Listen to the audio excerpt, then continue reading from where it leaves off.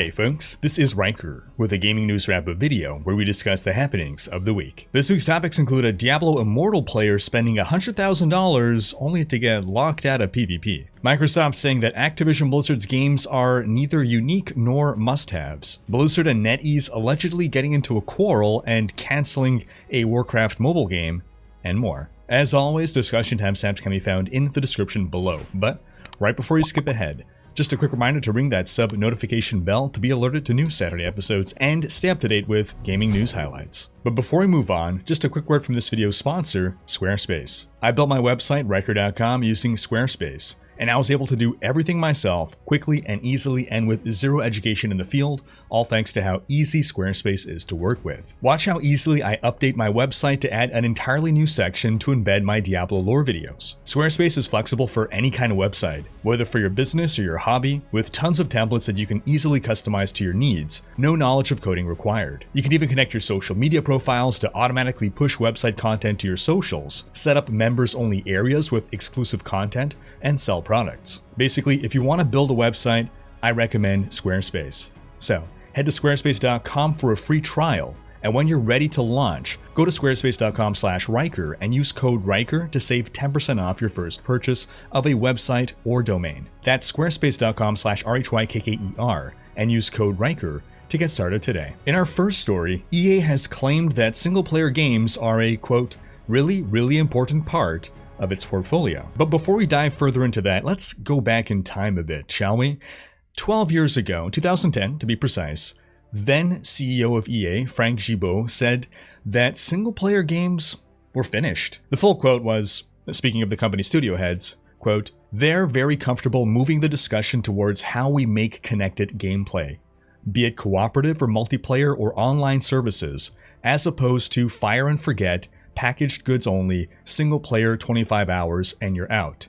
I think that model is finished." 2 years later, in 2012, he said, quote, "We are very proud of the way EA evolved with consumers. I have not greenlit one game to be developed as a single player experience. Today, all of our games include online applications and digital services that make them live 24/7, 365. Gibeau left EA in 2015 and now, how the turntables.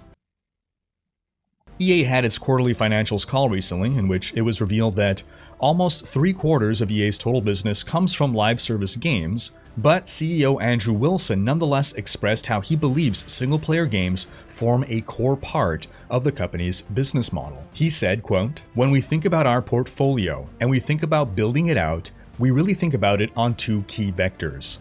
One, how can we tell incredible stories? And two, how can we build tremendous online communities? And then how do we bring those two things together? As we think about single-player games, we think it's a really important part of the overall portfolio that we deliver in the fulfillment of those core motivations." So, man, it just feels weird to have positive thoughts about EA. In some quick Tomb Raider news, the next Tomb Raider game could see Lara Croft leading a team of Tomb Raiders. This is according to an alleged leaked script, which describes the game as, quote, "an action-adventure game set in a modern-day world rocked by a mysterious cataclysm." So basically the last Tomb Raider game? The script describes Lara as in her mid-30s and at the top of her game, world-famous, but she has now come upon a challenge that she could only overcome with a team at her side. Earlier this year, developer Crystal Dynamics had announced that the next Tomb Raider game had entered development, and said that Lara's next adventure will unify the timelines of the original Tomb Raider games and the reboot trilogy. It'll be a while before this one releases, though. Meanwhile, MGM has lost the movie rights to Tomb Raider after they failed to greenlight a sequel to the 2018 Tomb Raider film. Allegedly, now multiple movie studios are in a bidding war over the franchise. The actress who played Lara is no longer attached either, so it's looking like the next movie will be another reboot with a new actress. Who knows, maybe they'll bring back Angelina Jolie. And this, of course, is in addition to the animated Tomb Raider Netflix series that's in development, which Legendary Pictures is working on. In other news, we have the tale of Call of Duty and the plagiarized pup. You see, the latest update to Call of Duty Warzone was meant to bring in a number of new skins, including an adorable Samoyed skin. They revealed this on July 27th, and a couple of days later, concept artist Sail Lin tweeted out evidence that Activision had plagiarized the design from his own artwork. As you can see, the similarities extend beyond just the idea of making a Toioiz skin. The scarf is near identical, the overcoat is extremely similar, and a number of other details. Saolin uploaded his artwork to ArtStation in December of 2019, where it's been publicly available since. Now, ever since this story got picked up by news outlets, Activision has removed any mention or images of their Toioiz skin, but has yet to make a public statement about the matter, at least as of the time of this recording. But according to Saolin, Activision has contacted him, and he hopes to have a result soon. He was looking for an explanation as to how this happened, and hopefully some compensation.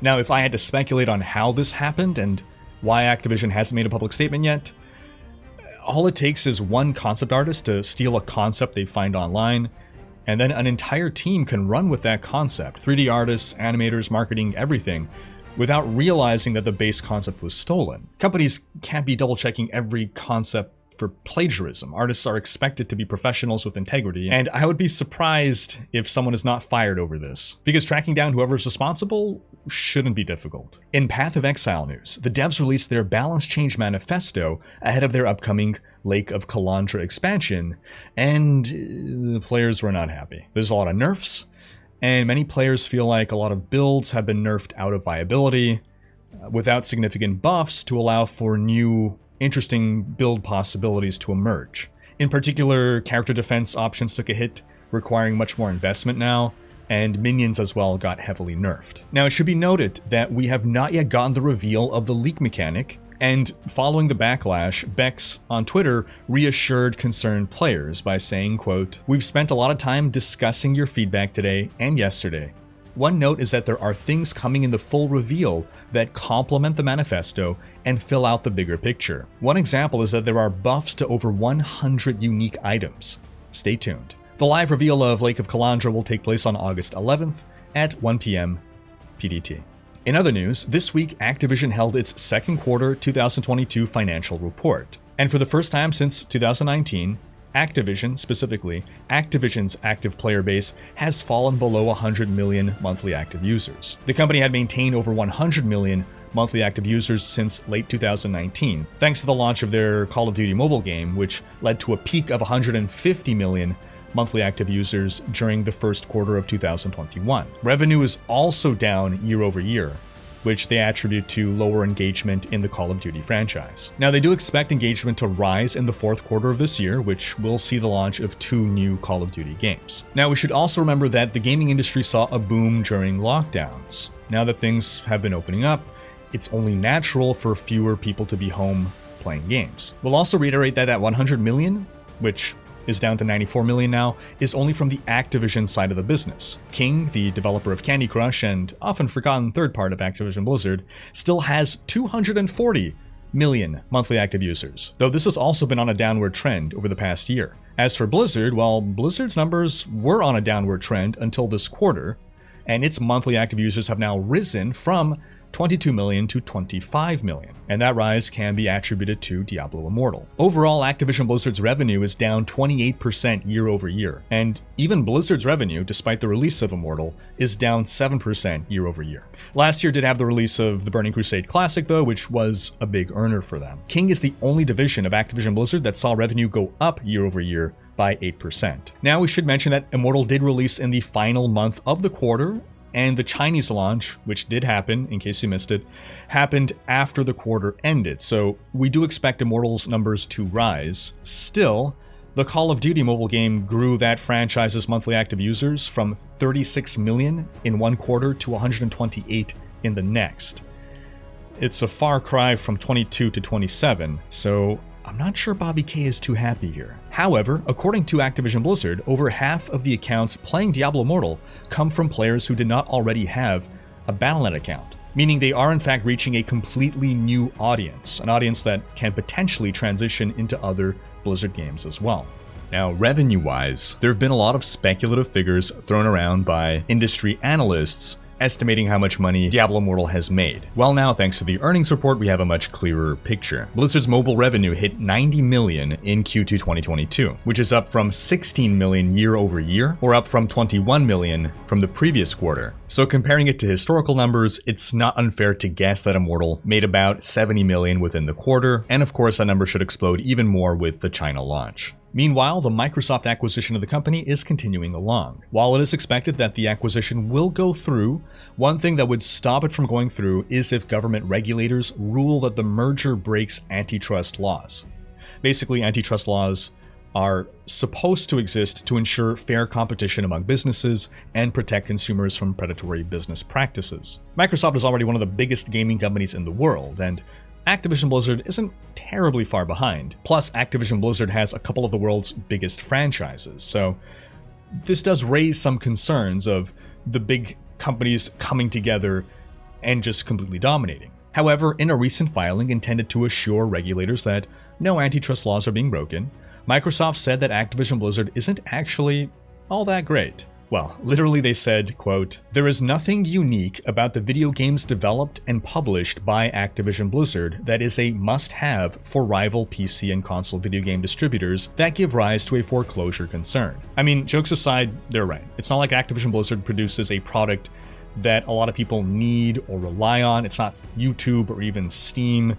It's not like they are the only FPS game out there. There are others. There are other MMOs. However, Sony disagrees. They called Call of Duty, quote, "an essential game, a blockbuster, a AAA type game that has no rival." Man, they should put that quote on the next Call of Duty game.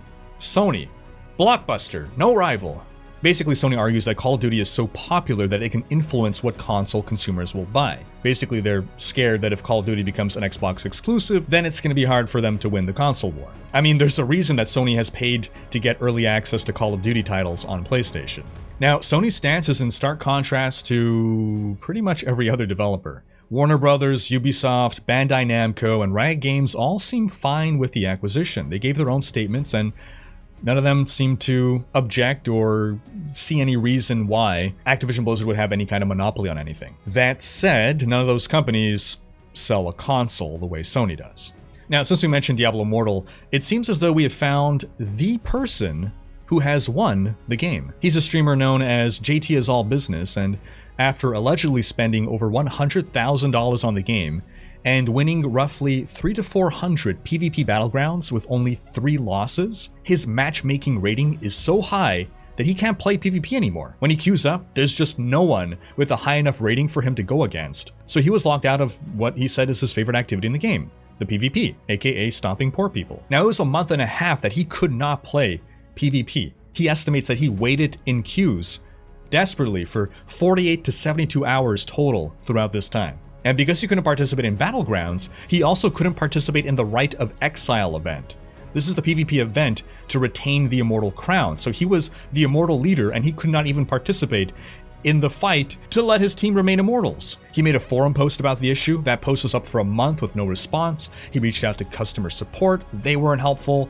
And it was only after he posted a video and that video got a lot of attention that the devs reached out to him personally and worked with him and said that they had found and approved of a fix for the situation. And it seems as though since then that fix went through and he has now been able to participate in PvP once again. Personally though, I'm not really sure what the problem was. I mean, he reached the pinnacle of pay to win, right? He won. In Warcraft news, according to Bloomberg, Blizzard and NetEase have allegedly scrapped an unannounced Warcraft mobile game after financing disputes. After 3 years of development, NetEase disbanded a team of more than 100 devs that were working on the game, most of whom were let go from the company. The game was meant to be an MMORPG, but not a direct port of World of Warcraft. NetEase and Blizzard were allegedly unable to come to an agreement over certain terms, which led to the canceling of the project. Now, a Blizzard spokesperson told the Washington Post, quote, "We continue to have an extremely successful relationship with NetEase, and it is entirely untrue to suggest that there have been financial disputes." This is the second Warcraft mobile game to allegedly be cancelled. The first one being similar to Pokemon Go, and that had been in development for more than 4 years. The publicly revealed Warcraft Arclight Rumble tower defense game for mobile is still in development and not cancelled. Now, I wonder, is it possible that After the backlash from core gamers in the West towards Diablo Immortal's monetization, maybe Blizzard wanted a more ethically monetized Warcraft game, and NetEase refused. Just speculation. In Diablo 4 news, during the Activision Blizzard second quarter 2022 financial report, Blizzard reaffirmed that Diablo 4 is on track for a 2023 release, and reaffirmed cross-play and cross-progression. They stated, quote, Diablo 4, the next generation installment in the genre-defining series, is planned for launch on PC and console in 2023. The title will support cross-play and cross-progression across platforms, and is designed to be the foundation for an engaging live service providing ongoing storytelling and new content for many years to come. Separately, journalist Jason Schreier tweeted, quote, another fun but minor Blizzard tidbit that I haven't seen reported anywhere yet. A bunch of people are playing an early build of Diablo 4 right now, thanks to a friends and family alpha test. Players are under NDA, but I'm hearing mostly positive buzz. Then, in case you missed it, we learned that there are 2 more Diablo books releasing in 2023, in addition to the one releasing later this year. We released a full video this week covering those details, complete with speculation and estimation on what this could mean for a release date for Diablo 4. So be sure to have checked out that video right here, because that's going to wrap up this week's video. But do be sure to have checked out last week's video in which we discussed the exciting surprise changes Blizzard made to the upcoming Diablo 3 Season 27. Thanks for watching. Special thanks to my Twitch, Patreon, and YouTube supporters for making these videos possible. If you like what you saw on this channel and want to support the creation of more content, you can consider pledging on YouTube or Patreon and unlocking behind-the-scenes content, monthly virtual hangouts, and more. If you enjoyed this video, please share it, check out these other videos, and subscribe to join Riker's Raiders for more gaming content.